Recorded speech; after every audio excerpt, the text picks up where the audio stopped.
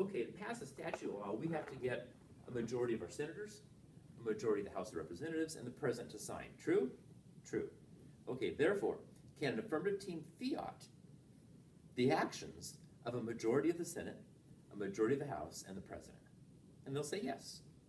No affirmative could ever pass their plan if we couldn't force the actions of a majority of the Senate, majority of the House, and the President. Does that make sense to you guys? And they'll all grant that. That's not really debated. That's standard. I say, okay, Dianne Feinstein is one of those federal officials. She's a U.S. Senator. So if you're going to pass a law, you have to be able to fiat Dianne Feinstein's vote. True? And the answer is true. Okay.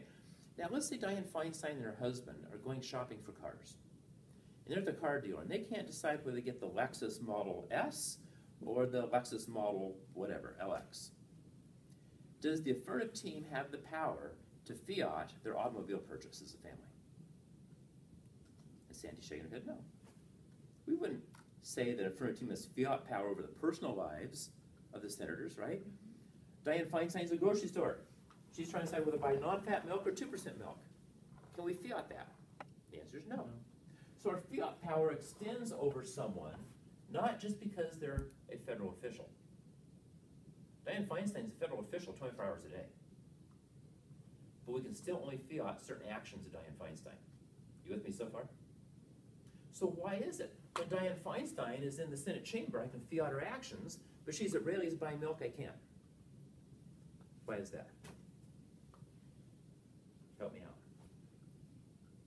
It's not relevant to her work as a senator. Okay. So we can fiat her actions when she's making federal policy? Does that make sense? So when she's making family policy, we can't fiat her actions. But when she's making federal policy, we can. Does that make sense? And the negative team is complaining, saying you can't fiat the Constitution. We grant that. They would say yes. You get fiat power over her because she's acting in a role in making federal policy. Okay, that's a foundation. Do we have that down? Is that kind of, that's why. So we're not fiating her because of her name. We're not even fiating her because she's a senator. We're fiating her only in her capacity as a federal decision maker.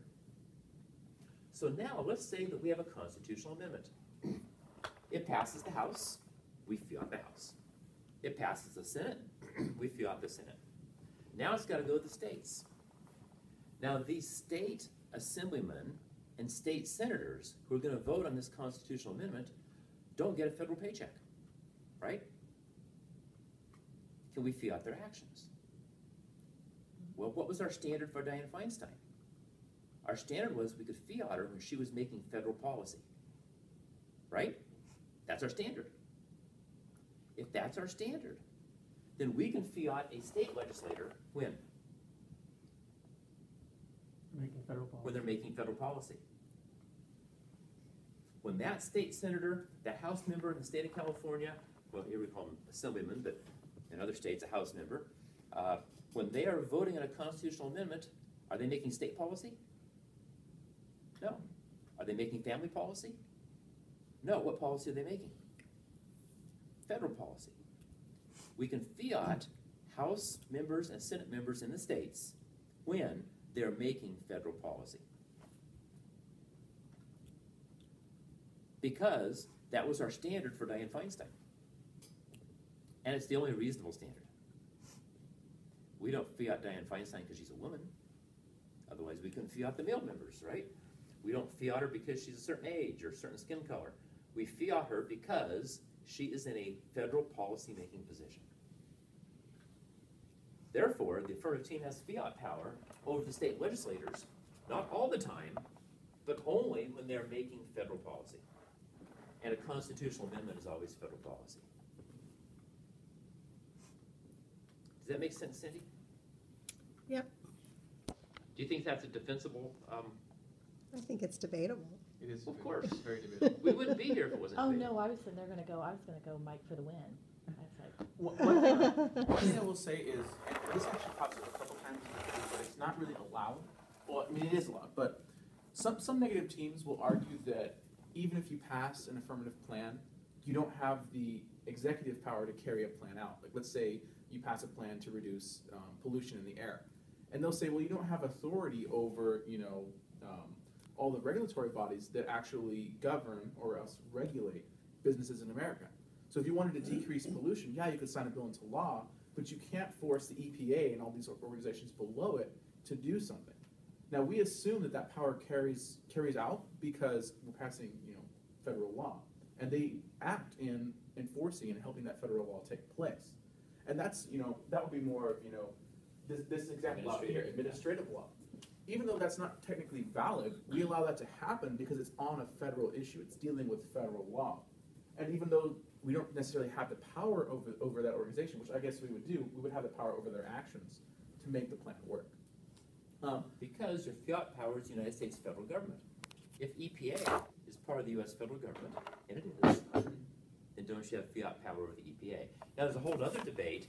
Can you fiat only policymakers in the federal government, or can you fiat all federal government people? That's a whole other theory debate. It's a different one. The bottom line is, I think it's very reasonable to amend the Constitution. It's part of the federal government, defines the federal government, and there's election law there. Nothing in the resolution narrows the fiat power to say there's only statutory law. If the framers' resolution wanted only to allow an affirmative to change statute, they would have added that modifier in the wording somewhere. So that would be up to the Spoken by the framer of the resolution. Yeah, by the way, it's don't have debaters quoting this video. They should only quote the written word. Right. Okay. So I think a constitutional amendment, unless the resolution prohibits it in some way, should be fair game for an affirmative team. Okay. Which now means we could change electoral college, we can change age of senators, we can change qualifications for the president. Now, I know we're a little bit over time.